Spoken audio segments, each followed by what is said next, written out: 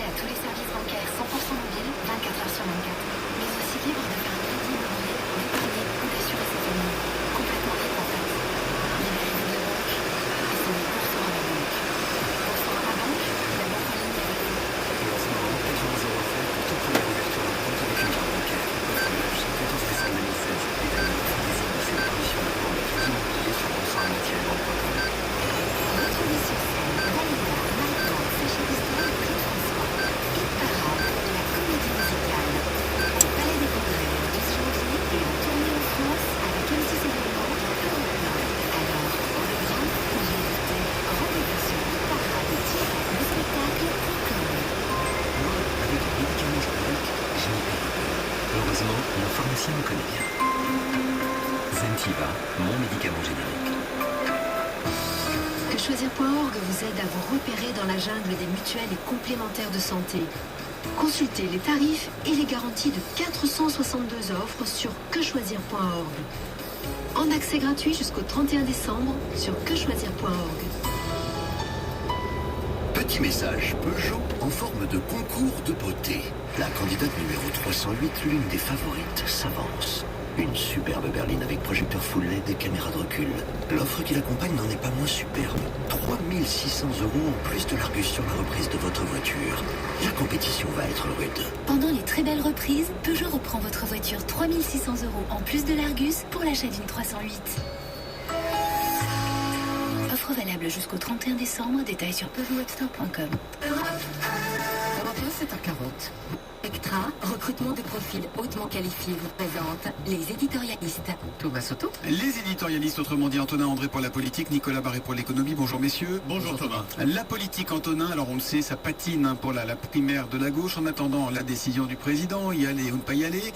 Mais il y a deux candidats qui ne se posent pas ces questions. Ils sont déjà en campagne, Emmanuel Macron et Jean-Luc Mélenchon. Oui, les deux M&M's, Macron et Mélenchon sont lancés et depuis longtemps. Alors tous les deux parient sur l'antisystème, l'anti-primaire et de surcroît, l'un et l'autre bénéficient d'une dynamique politique. Jean-Luc Mélenchon enregistre le ralliement du Parti communiste par le vote de ses militants. 2000 élus locaux en renfort, ça débloque le recueil des 500 parrainages, ça crée du mouvement. Emmanuel Macron aussi a pris un petit coup de booster avec la défaite d'Alain Juppé à droite. Il commence à engranger les soutiens d'élus locaux UDI venus du centre. C'est pas encore une vague, mais là, encore, ça donne l'image d'un candidat en mouvement quand le PS et ses alliés s'enlisent. Et d'ailleurs, le dernier sondage Sofres illustre parfaitement ce mouvement ascendant des deux M. Sur un premier tour de présidentiel, Emmanuel Macron est devant, 17% d'intention de vote, suit Jean-Luc Mélenchon à 13% et François Hollande loin derrière à 8,5%. Bon, c'est bien, Antonin, on n'en est qu'aux prémices de la primaire de gauche. C'est pas encore plié, tout n'est pas joué. On sait bien, ça bouge vite. Voilà, vous avez raison, on sort d'une primaire de la droite à rebondissement, donc rien n'est écrit à gauche. C'est d'ailleurs ce qui rend cette campagne passionnante. Par exemple, les sondages sont à prendre avec d'autant plus de précaution. François Hollande n'est pas sondé comme candidat déclaré. Il est candidat virtuel, c'est la même chose pour Valls. Mais pour en venir aux deux M, ça ne change rien à leur stratégie. Dans tous les cas, ils font le pari que la primaire ne rassemblera pas, que l'éclatement de la gauche est programmé. Si François Hollande l'emporte, Jean-Luc Mélenchon ouvrira les bras à la gauche des frondeurs au Montebourg, Hamon, qui ont rompu avec François Hollande et qui ne feront pas sa campagne. Emmanuel Macron fait le calcul inverse. Il joue la victoire de Montebourg. Il ouvrira ses bras à la gauche réformiste, celle qui ne veut pas revenir en arrière, les partisans de François Hollande et Emmanuel Valls, qui ne feront pas la campagne de Montebourg. C'est le grand paradoxe de ce duel Macron-Mélenchon. Quelle qu'en soit l'issue, l'un des deux sortira forcément renforcé d'une primaire à laquelle il ne participe pas. Pendant qu'Antonin regarde la primaire, Nicolas Barré, lui, regarde la zone euro avec un peu d'inquiétude. Va-t-on, Nicolas, tout droit vers une nouvelle crise de cette zone euro?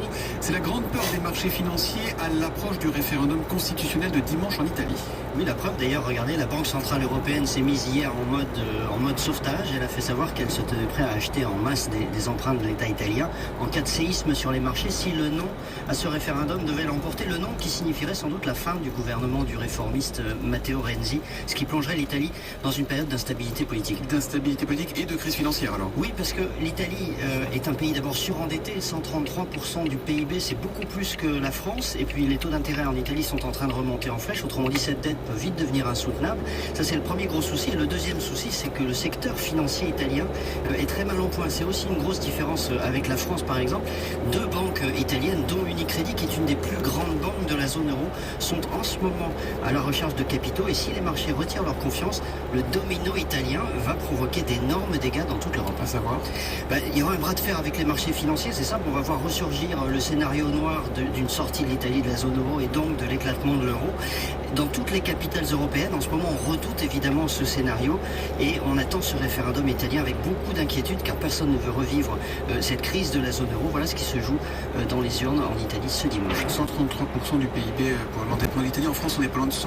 On est autour de 100%, un tout petit peu en dessous, voilà. Merci beaucoup les éditorialistes et à demain. C'était les éditorialistes avec Expectra. Expectra, recrutement de cadres, ingénieurs et techniciens en intérim, CDD et CDI. Plus d'infos sur expectra.fr. Europe 1, 7h43. Décidément, en ce moment, le droit à l'avortement redevient un sujet de débat en France. Ce matin, c'est l'Église qui monte au créneau.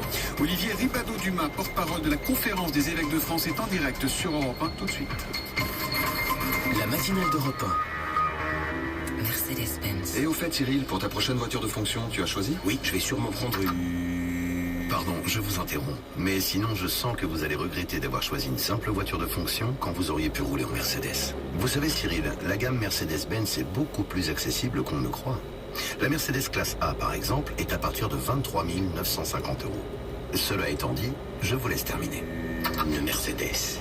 Ah, on se sent tout de suite mieux. Prix conseillé pour une classe A 160 BM6 Intuition. Business affaires. EDF Connect Entreprise, portail web de services pour simplifier le quotidien des pros, expliqué par Claire Brémond, chef de produit EDF Entreprise. C'est dans un instant.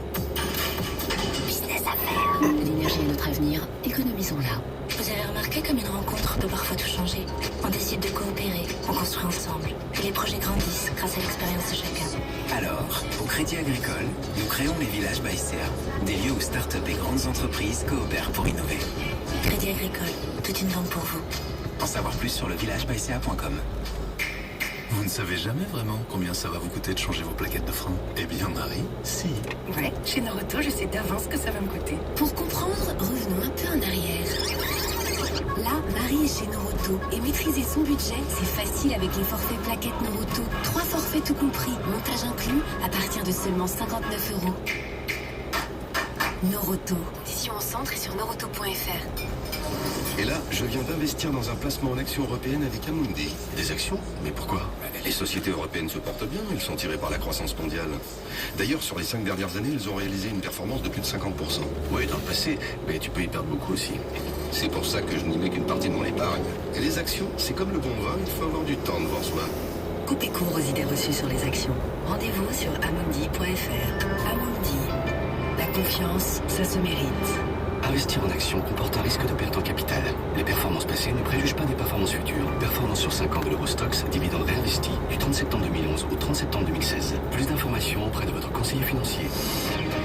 Europe 1, 7h46. L'essentiel de l'actualité, Hélène Zélani. On connaîtra dans la journée la décision de la justice dans l'affaire de la chemise arrachée à Air France. Le procureur avait requis 2 à 4 mois de prison avec sursis contre 5 salariés, 1 000 € d'amende contre les 10 autres. Sale comble pour Jean-Luc Mélenchon à Bordeaux hier soir. 600 personnes ont dû rester dans la rue. Le candidat à la présidentielle pour la France insoumise s'en est pris à François Fillon, accusé de préparer un coup d'état social. Et puis en Allemagne, le verre était dans le fruit. Un agent du renseignement intérieur a été arrêté. Âgé de 51 ans, converti à l'islam, il aurait projeté un attentat contre le siège des services secrets à Cologne.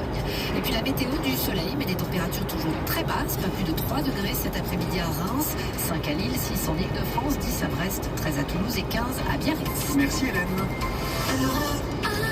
À 7h47, l'interview vérité d'Europe 1. Thomas, vous recevez ce matin Monseigneur Olivier Ribadeau-Dumas, porte-parole de la Conférence des évêques de France. Les évêques qui viennent d'écrire à François Hollande, ils lui demandent de retirer au nom de la liberté d'expression, disent-ils, une proposition de loi sanctionnant les sites qui sont faits pour religion, de dissuader les femmes d'avoir recours à l'IVG. Bonjour Olivier Ribadeau-Dumas. Bonjour. Alors chacun a bien le droit d'avoir ses convictions, y compris intimes, sur le sujet de l'IVG, ça c'est important de le dire, et personne ne le conteste. Pour que les choses soient claires, est-ce que vous préféreriez, vous, que le droit à l'IVG n'existe pas en France ? De toute façon, la question ne se pose pas puisque ce droit existe et qu'il y a une loi qui a été votée. La question, c'est que après la loi Veil, qui date de plus de 40 ans maintenant, un certain nombre d'autres lois ont été votées. Et dernièrement, nous avons assisté notamment à la suppression de l'état de détresse, de la nécessité de l'état de détresse chez la femme.